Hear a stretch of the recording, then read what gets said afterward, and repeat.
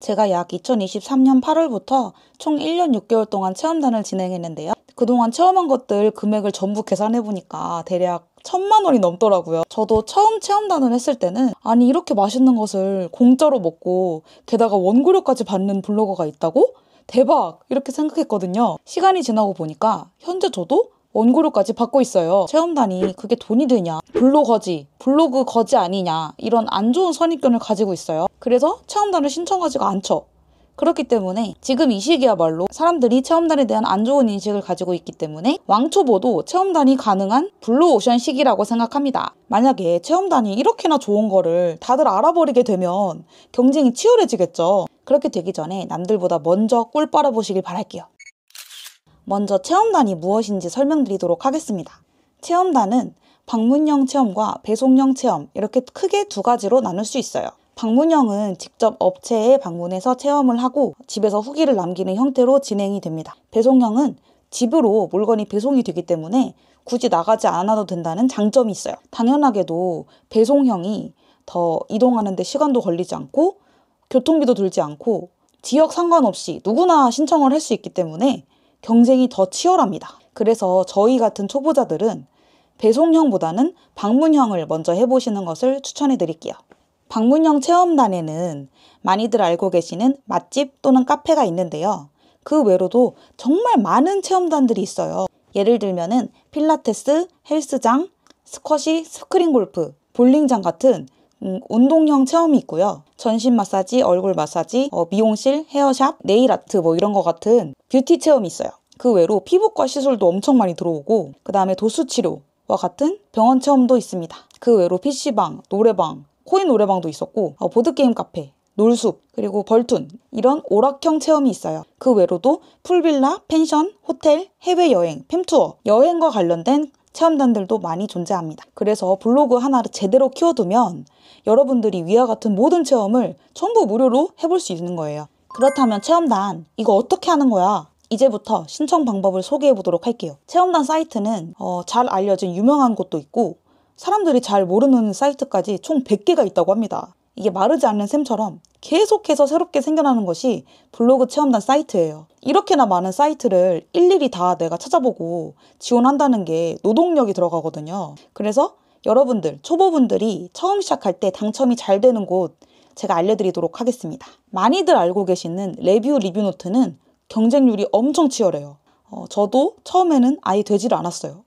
그래서 초창기에 제가 잘 됐던 곳을 소개해드리자면 강남 맛집, 체험뷰, 미블, 리뷰플레이스 등이 있습니다. 지금 알려드리는 이 체험단 4개에다가 그냥 신청하면 바로 되는 걸까요?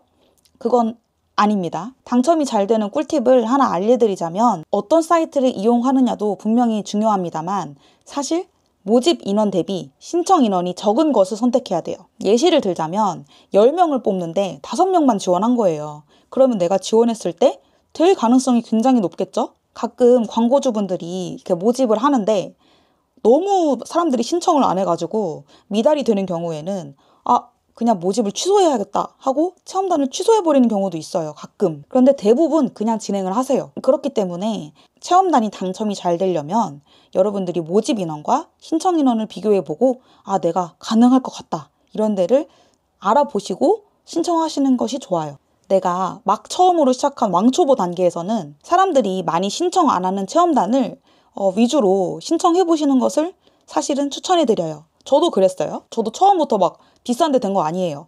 그렇다면은 이 모집 인원보다 신청 인원이 적은 체험단을 빠르게 찾는 방법을 소개해드리도록 할게요. 먼저 강남 맛집을 예시로 들어보겠습니다. 우측 상단에서 최신 순위라고 하는 이 박스를 클릭한 후에 하단을 내려보면 마감 임박순이 있어요. 이 마감 임박순을 클릭해주세요. 이렇게 마감 임박순으로 확인했을 때 얼마 남지 않은 방문형 체험단이 눈에 보이실 거예요. 여기 예시로 사진을 보여드리자면 대구 북구의 통통육회연어는 모집 인원이 10명인데 9명밖에 신청을 하지 않았어요. 그러니까 내가 왕초보라도 당첨이 안 될 수가 없겠죠. 한 명이 모자라니까. 두 번째로 골프존 파크라는 곳에서 모집을 10명을 하는데 오늘 마감인데도 불구하고 3명밖에 지원을 하지 않았어요. 그러면은 제가 지원했을 때 당첨될 가능성이 높겠죠. 여기 신점 사주는 5명 중에서 1명밖에 신청하지 않아서 100% 될 것 같고 경북 고령의 여기 한우집은 한우를 주는데도 아무도 신청을 하지 않았어요. 왜냐면은 이 위치나 지리적인 문제를 고려하지 않을 수가 없거든요. 내가 방문을 해야 되니까. 그래서 신청하실 때는 꼭 가이드라인을 확인하시고 이 위치가 어딘지, 내가 갈 수 있는 곳인지 한번 확인해 보시는 것이 좋아요. 가이드라인에는 방문 가능한 날짜나 시간대가 다 다릅니다. 그래서 주말은 안 된다고 하는 곳도 있어요. 주말엔 장사가 잘 되니까 체험단은 받지 않겠습니다 하는 곳도 있습니다. 그래서 신청하기 전에는 내가 직장인이라면 주말밖에 갈 수가 없다 하는 경우에는 신청을 안 해야겠죠. 그렇기 때문에 시간대가 나와 맞는지, 그리고 여러 가지 가이드라인을 확인해서 내가 가능할 때만 꼭 신청해 주시길 바라겠습니다. 왜냐면은 내가 만약에 당첨이 되었는데도 내가 갈 수가 없어서 취소를 하는 경우에는 페널티를 물게 돼요. 그러면 체험단 이용에 제한이 생길 수 있어요. 이렇게 제가 알려드린 꿀팁대로 내가 당첨이 될 것 같은 체험단을 찾았다면 바로 신청을 눌러주시길 바랄게요. 신청하실 때는 신청 메시지를 남겨달라는 그 체험단이 많아요. 자신의 장점을 잘 어필해서 작성해 주시는 것이 꿀팁입니다. 특히 리뷰노트는 광고주분들이 마케팅 대행사를 거치지 않고 바로 직접 뽑기 때문에 메시지 첨부를 굉장히 많이 하시더라고요. 그러므로 신청 메시지에 나의 장점은 무엇인지 꼭 어필해서 적어주시길 바랄게요. 예시를 들어볼게요. 내가 핸드폰 말고 카메라를 가지고 가서 사진을 찍을 거야. 나는 사진 퀄리티가 좋겠죠. 그게 장점이 될 수 있겠죠.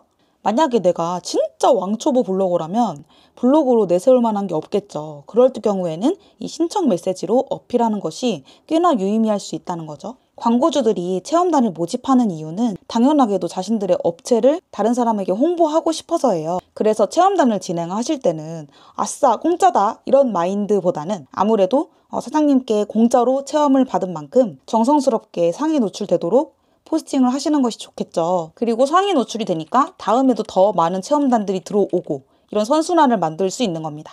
게다가 제가 계속 진행을 해보니까 내 블로그로 SNS 홍보가 되니까 신기하고 내가 이 세상에서 홍보를 할 수 있구나. 내가 1인분을 할 수 있구나. 이런 생각이 들면서 블로그를 하는 게 굉장히 뿌듯하더라고요. 그래서 여러분들도 꼭 한번 경험해 보셨으면 좋겠어요. 반면에 여러분들이 체험단을 방문했는데 이런 생각이 드실 수 있습니다. 음식 맛이 너무 없는 경우, 이런 경우는 어떻게 해야 되냐고요. 저도 예전에 체험단으로 한번 맛집을 방문했는데요. 정말 충격적이게도 음식 맛이 너무 없는 거예요. 그래서 정말 충격 먹었고, 근데 여러분들이 보시더라도 제가 음식을 남길 것 같이 생기진 않았잖아요. 그런데 제가 음식의 절반밖에 먹지를 못했어요. 이럴 때에는 사람마다 이 맛이라는 기준이 다 달라요. 나는 맛없다고 느꼈는데 어떤 사람은 맛있다고 느낄 수 있는 거거든요. 실제로도 그 업체가 다른 블로그에서는 굉장히 인기가 많은 곳이었고, 또 블로그 리뷰 말고 영수증 리뷰에서도 평이 되게 좋았어요. 애초에 제가 고른 메뉴만 맛이 없었을 수도 있잖아요. 정말 안타깝게도. 그렇기 때문에 무조건 맛이 없다 이런 혹평은 하지 않으셨으면 좋겠어요. 왜냐하면은 이거는 여러분들을 위해서 제가 악평을 달지 말라고 하는 겁니다. 이유가 있어요. 왜냐하면 여러분들이 돈 안 벌고 싶고 수익화 안 하고 싶고 체험단 안 하고 싶은 그냥 취미 블로그라면 여러분들이 그냥 음식점 리뷰를 혹평을 하든 상관이 없습니다. 그런데 이제 여기 오신 분들은 수익화도 하고 싶고 체험단도 하고 싶고 언젠가 원고료도 받고 싶으신 분들이잖아요. 그러신 분들은 적지 말라고 말씀드리는 거예요. 악평은 적지 말자. 이유를 설명해 드릴게요. 안 좋은 후기가 달려있는 블로그는 여러분들이 수익화하는데 정말 1도 도움이 되지 않습니다. 체험단으로 방문했는데도 악평을 다는 블로그는요, 광고주 입장에서 절대 광고를 맡기고 싶지 않은 블로그인 거예요. 다른 광고주 분도 그런 글을 봤다면 내 업장에 와서도 이런 혹평을 남길 수 있는 사람이구나. 잠재적으로 위험하다. 이렇게 판단할 수 있단 말이죠. 그래서 악평은 절대 쓰지 마시길 바랍니다. 특히 네이버에서 노출도 잘 안 시켜줘요. 사장님들이 대부분 홍보를 한단 말이죠. 네이버에서도 돈을 내고 광고를 맡겨요. 그런데 악평이 상단 노출돼 있네? 그러면은 기분 나쁘다 이거죠. 광고주 입장에서는. 저는 맛없는 식당 리뷰를 어떻게 남겼냐면 일단 맛있다 이 말을 절대로 쓰지 않았습니다. 맛이 없으니까 맛있다는 말은 하면 거짓말이겠죠. 그래서 맛있다는 말은 쓰진 않고 대신 인테리어가 세련됐다, 분위기가 좋다, 직원이 친절하다 이런 식으로 다른 장점을 어필해서 작성해 주시면 되겠습니다. 억지로 맛없는데 여기 정말 맛있어요. 이렇게 쓰라는 말은 절대 아니고요. 그거는 거짓말이니까. 거짓말은 쓰지 말자고요. 그냥 그 식당만이 가지고 있는 특색, 더 나은 차별화된 점, 이런 점을 강조해 주시면 여러분들도 완전 프로 블로거가 되는 거예요. 지난번 제 영상에서 댓글에 체험단 많이 하면 블로그 지수에 좋지 못하다는데 안 하는 게 낫지 않나요? 이렇게 여쭤보신 분이 계셨어요. 그분의 질문에 답을 해드리려고 합니다. 사람들이 체험단을 하지 말아라 이렇게 말하는 이유가 있어요. 뭐냐면 여러분들이 만약에 인플루언서가 되고 싶다면 체험단은 하지 않는 게 좋습니다. 왜냐면은 인플루언서는 한 카테고리에 뾰족하게 전문성을 가지신 분들이 당첨이 되기 때문이에요. 인플고시라고 할 정도로 네이버 인플은 정말 되기가 어렵습니다. 굉장히 어려워요. 그리고 3개월마다 한 번씩 도전할 수 있는데 만약에 떨어지면 다시 3개월을 기다려야 돼요. 저도 예전에 초창기에 처음으로 블로그를 시작할 때는 빠른 수익화를 위해서 돈을 주고 강의를 들었는데요. 저를 가르쳐주신 강사님도 네이버 인플루언서를 3년 넘게 떨어지고 결국 포기하셨어요. 당시에 제가 돈을 주고 배울 만큼 정말 네이버 블로그에 대해서 정말 많이 아시는 분임에도 불구하고 인플루언서가 되기가 정말 어렵더라고요. 그래서 네이버 인플루언서가 난 되고 싶어 이러신 분들은 아예 인플루언서 전용 블로그를 하나 만드시던가 아니면 새롭게 체험단 블로그를 만드시는 것을 추천해드려요. 인플루언서가 되고 나면 그 이후에는 언제든 체험단이든 협찬이든 광고든 받으시면 됩니다. 근데 그게 언제 될지를 모르잖아요. 이게 내가 하고 싶다고 해서 되는 것도 아니고 게다가 이거 하지 않고 계속 그냥 글을 매일매일 쓰는데 남들은 그 사이에 블로그 체험단으로 꿀 빨고 있으면 배 아프지 않겠습니까? 제가 그랬었거든요. 그래서 지금 포기하는 것보다는 부캐 블로그를 만드시는 거예요. 그래서 재미를 보시는 것을 추천해드립니다. 만약에 내 블로그가 지수가 떨어질 것 같다. 그러면 체험단용 블로그를 만드시는 거예요. 마지막으로 블로그를 뭐 어느 정도 키워야지 이게 당첨이 되는 건지 대략적인 가이드라인을 알려드리려고 합니다. 저도 처음에는 블로그 맛집 당첨이 체험뷰에서 처음으로 됐어요.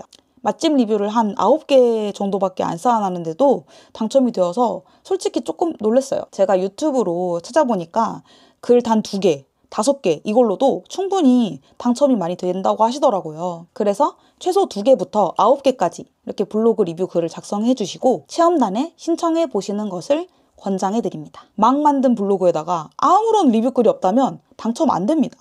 내가 광고주라도 그런 블로그에 맡기겠습니까? 그렇기 때문에 친구랑 만나서 갔던 카페 아니면 내가 직장인이라면 점심에 먹었던 식당 이런 것들을 리뷰하시면 좋을 것 같아요. 굳이 일부러 근사한 곳 찾아갈 필요 없습니다. 다음으로 여러분들이 또 궁금해하실 사항이 이 체험단으로 수익화가 되는 거냐 이렇게 궁금하실 것 같아요. 지금 영상이 많이 길어지고 있어가지고 다음 영상에서 자세히 소개해 드리려고 합니다. 저는 인플루언서도 아니고 찐츠 조카도 아니고 피드 메이커도 아니고 그냥 겉절이거든요. 여러분들과 동일합니다. 그럼에도 불구하고 맛집 체험 플러스 아니 원고료까지 어떻게 받은 거야? 이게 궁금하시다면 제가 다음 영상에 저만의 영업 비밀을 풀 테니까 꼭 구독해 주시길 바랄게요. 구독하시고 다음 영상 기다려 주시길 바랍니다. 저는 사실 주 6일 근무를 하고 월급은 200 초반을 받던 직장인이었습니다. 평일에는 오전 9시부터 7시까지 근무했고 토요일에는 오전 9시부터 오후 3시까지 근무했습니다. 그런데 이렇게 열심히 일을 했는데도 1년 지나니까 월급이 단 10만 원 오르더라고요. 그리고 다음 해에는 동결이었습니다. 그래서 진짜 매일 우울했던 기억이 있어요. 그래도 취업난에 여기서라도 일하는 게 정말 다행이다. 나는 그나마 낫다. 이렇게 생각하다가도 이 세상에는 여기보다 더 좋은 취업 자리가 분명히 있을 텐데 왜 나를 뽑아주지 않는 걸까? 이런 생각을 하면서 좌절을 좀 많이 했었던 것 같아요. 열심히 일을 하는데도 버는 게 적다 보니까 제가 많이 모을 수가 없었겠죠. 그리고 쉬는 날에 제가 그래서 각 잡고 이렇게 계산을 해보니까 만 55세 정년이 될 때까지 진짜 아끼고 모아도 서울 아파트 못 사더라고요. 그래서 이거는 이런 현실이 너무 막막해서 이렇게 살다가 노후에 주택연금도 받을 수 없겠구나. 요즘에는 국민연금도 받기 힘들다 이런 말이 있잖아요. 근데 저는 주택연금을 그러면은 만들어야겠다 했는데 그것도 쉽지 않더라고요. 그래서 저는 퇴근 후에 부업을 5개 이상 해봤죠.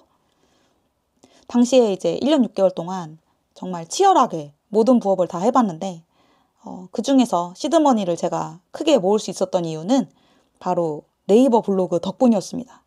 체험단으로 먹고 싶은 거 마음껏 먹고 제가 소비를 줄였고 또 부업을 해왔기 때문에 월급의 80%가 넘는 돈을 모았죠. 돈나무를 키우는 데는 네이버 블로그만 한 게 없다고 저는 확신합니다. 특히 여러분들이 서울 수도권 내에서 살고 계시다면 꼭 블로그 체험단이라는 인프라를 누리시길 바랄게요. 다음 영상에서는 제가 체험단으로 원고료까지 받고 추가적인 수익화를 할 수 있었던 비법 여러분들께만 공개해 보도록 하겠습니다. 사실 이 비법은 제가 제 블로그에도 공개한 적이 없어요. 남들이 따라하면 안 되잖아. 근데 이제 여러분들한테만 제가 공개해 보도록 하겠습니다. 왜냐면은 지금 구독자가 많이 늘어서 정말 감동 받았어요. 정말 감사합니다. 여러분들 복 받으세요. 다음 영상 궁금하시다면 구독 눌러주시고 여기까지 봐주셔서 감사합니다. 그럼 안녕.